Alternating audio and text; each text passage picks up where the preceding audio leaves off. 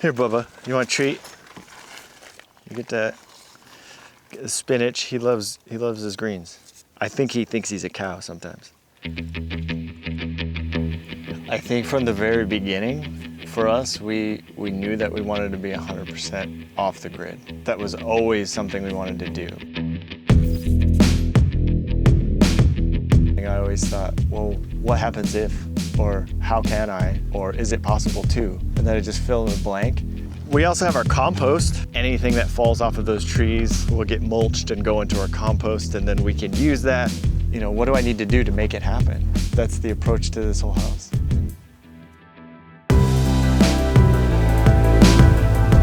The limitation to so many of the things that we're doing has everything to do with our head and the barriers we put in place. But if we start to remove those barriers and ask the right questions, we can achieve this kind of stuff or any other kind of stuff that you want to do. My name is Tomas Atiles, and I've built a modern home.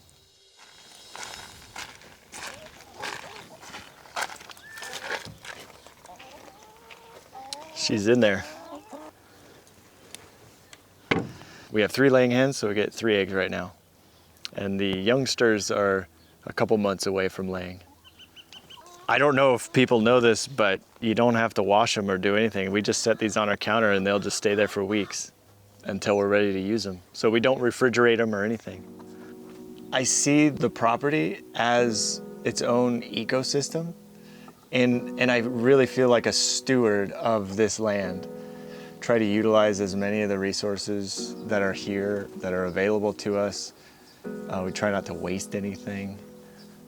This is the chicken run, and it has the coop in the corner. All of this bedding in the chicken run here, all of this will get scooped out once a year and will go into the compost. And then we try to make use of all the resources that we produce here on the property, and that's just one way we can do it. The desert is a uniquely challenging environment. It's harsh. It elevates the challenge, and to know that we can do this here makes me think, wow, we could do this anywhere. If we can do it here, we can most likely get it to work anywhere. It doesn't rain much in the desert, and water is at a premium. And so every drop that falls from the sky that lands on our property is a precious little nugget, and we need to preserve it. This area relies on hauled water or wells. A lot of the houses out here will have water tanks, storage tanks like this, and they pay a company to come and deliver water to them whenever they need it. From the very beginning, we knew we wanted to collect rainwater. We have gutters all the way around the house. We have downspouts to those gutters, and then we just have pipes that run underground until they get to these tanks here. And then as the water level comes up, it just drops in. It's a really, really simple, like stupidly simple system that doesn't it requires very little maintenance. Is it legal? Let's start with the legal. Not every place can do it. I know Colorado has restrictions on it, and other municipalities around the country don't allow you to freely collect rainwater. Here in Arizona, they allow it. Just like any other municipal water source, it has to be treated before you can drink it, of course. But the water, when it comes in here, settles to the bottom, and then we put a little bit of pool chlorine in here just to keep the algae from growing in here. And then from there, once it goes into the house, it is filtered with a sediment filter, and then it goes through a charcoal filter, and the charcoal filter just removes the chlorine, and then it goes through a UV light, and the UV light will kill any remaining bacteria. And then it goes into the house and ready for drinking. And we test it a couple times a year, and so far so good. Any amount of rain is enough rain given the size of your collection area. If your collection area is large enough and your storage is large enough, then it could rain a ½ an inch, and that could be all the rain you need for an entire year. There is an equation for that. So we get about 20,000 gallons of water. We use about 1,500 gallons of water a month, which is very low, and we don't use any of the water for any of the greenhouses either. None of the drinking water goes towards the greenhouses. They're on their own water system. Rainwater collection, we started out with 2 tanks, and then we realized that when it rained here in the desert, it rained a lot, and those 2 tanks filled up real fast and it was all waste. And so the next year we added 2 more tanks and now we're up to 4. This clean out is for the pipes that deliver the water to the tanks. There might be water in it. Oh, look at that. In the future, we're gonna add 2 more, probably in the next year. And then that'll give us 6. And what that does for us is just, and specific to rainwater, that just allows us to get us through the dry periods. The narrative usually when we say, we live off grid, the first thing people think of is that we live in a small, tiny house and, way away from civilization, and, it kind of conjures up that kind of imagery. And we're just here to say, hey, we don't need to live that. You can still live with all your monitored amenities without sacrifice and still be 100% off grid. And in the desert, we collect 100% of our rainwater, and it is all possible. We have 33 solar panels that provide all the power for our house. 33 solar panels gives us roughly 9 kilowatts of power per hour. The solar panels provide power, it comes through, and we go into the inverter, and from the inverter, the power either gets split and it goes directly to the house, or it goes to the battery storage. When I say we're 100% off grid, it's we produce 100% of our own power. We do not have grid power coming to the property. No grid power has ever come on this property, and it never will. What people think is that the solar panels are the things that are actually powering your house, and that's not entirely true. It's a mix of the energy storage. The amount of sunlight, the energy from the sun that falls on our roof, it's just a tremendous amount of energy. And we have the ability to capture that energy. The challenge is storage. It's about 30 kilowatts of battery storage, and this will give us about a day to 2 days of power if we have a storm or really cloudy days. I think what's interesting is that the system is very reliable. We have not had to use a generator in well over a year at all. I think people are just surprised to learn that you can run an entire modern home just off of solar power and batteries, and with very little hiccups. This greenhouse is kind of like the main greenhouse. Like, again, the same approach as the house. We've got gutters all the way around it, and when it rains, the water drops off the back, it goes into a reservoir that's just a pond liner, and then we put a tarp over it just to keep the evaporation rate down so that we can use that water all year. But even something like this will still produce about 5,000 to 6,000 gallons a year just off of the roof of this. And that provides all the water that these plants will need.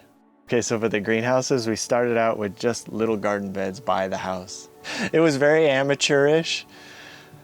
And I think I pulled a handful of spinach out of the first bed, and I thought, like, I'm a gardening master, I was so excited about it. I was like, the first time I tasted it, I thought, oh, this changed my life. I was like, produce tastes like this? Because it doesn't taste like this at the grocery store. We have strawberries, we have tomatoes, we have watermelon and cantaloupe, we have potatoes and carrots and spinach. Everything in here, we're probably producing about 25% of our produce that comes out of this greenhouse. I think what makes this greenhouse unique is that it supplies its own water, it supplies its own power, and we try to automate as much as we possibly can here so that I'm not spending a ton of time watering. Plus, water is always at a premium in the desert, so we need to make sure that we're using the resource wisely, and doing drip irrigation on a timer makes sure that we're not wasting any water whatsoever. Here we do have a few tiny little strawberries, and they are delicious. I mean, these things they're tiny, but they pack a good punch, so. These strawberries never make it to the house. I eat them before they get anywhere. This is the first greenhouse that we built. This is, it's 20 by 20, it's about 400 square feet, and it really kicked off the entire gardening thing, and then the possibility or the idea that we could grow all of our own food, or at least most of our own food. being a novice gardener, I didn't know what to expect. And the first year that we had things growing in here, we quickly realized it wasn't enough space to make our self-sufficiency goals. That's why we started the second greenhouse. But this is the one that started it all, that kicked it all off. You realize that once you're here on the property, that you have to be a part of the property. You can't think of yourself as separate from the property. So it's not a control thing.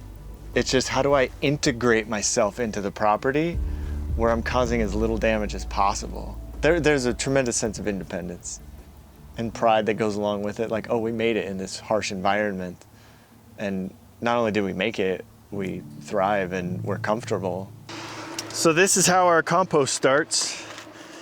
Starts with just some kitchen scraps, and we got paper and cardboard and all sorts of stuff. Starts with this, and it eventually will break down and turn into something that's usable in 6-8 months or so. Chicken manure goes in the compost. All of our kitchen scraps come in here.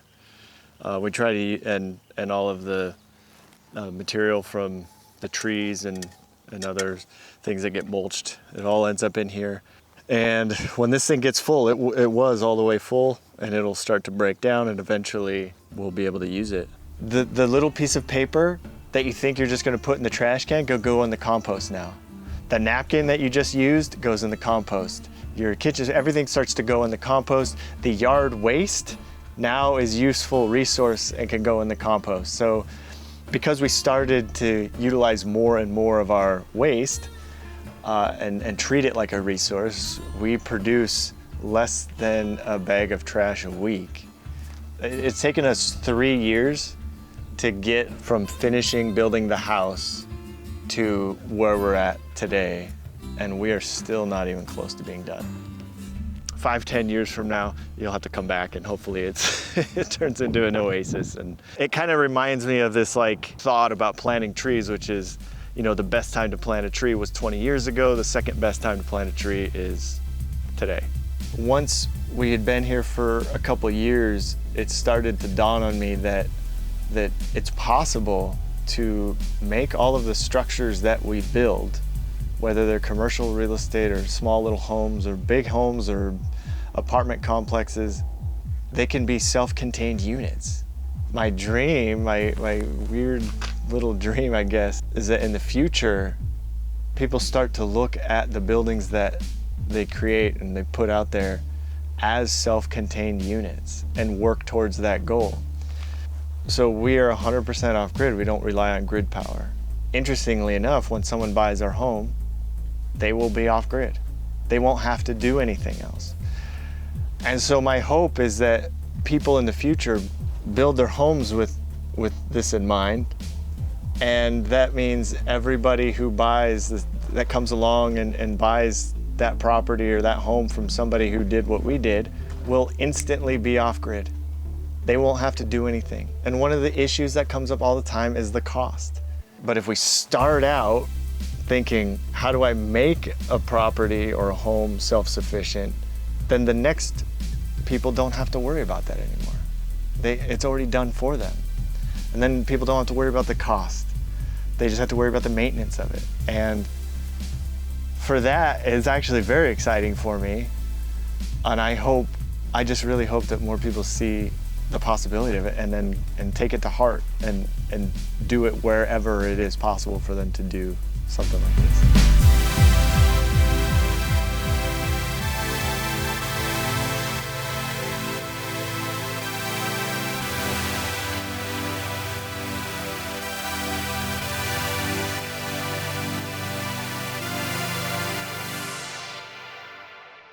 Thanks for watching. We hope you enjoy our documentaries as much as we enjoy making them. Unfortunately, many of our videos don't earn enough YouTube revenue to afford the cost of production. But if you like our content, the best thing you can do is directly support it on Patreon. Plus, you'll get access to behind-the-scenes vlogs and commentary. If you're looking for something more in return, go to paragraphic.io where you can buy our other products and services. Alternatively, you can shop our Amazon storefront for our favorite equipment recommendations. Also, check out Boca, where you can find beneficial supplements supplements to optimize your productivity. We especially love the lion's mane and mushroom gummies. And finally, consider signing up to Multitude, a platform built for long-form content, where you and other content creators can share and monetize new videos every week.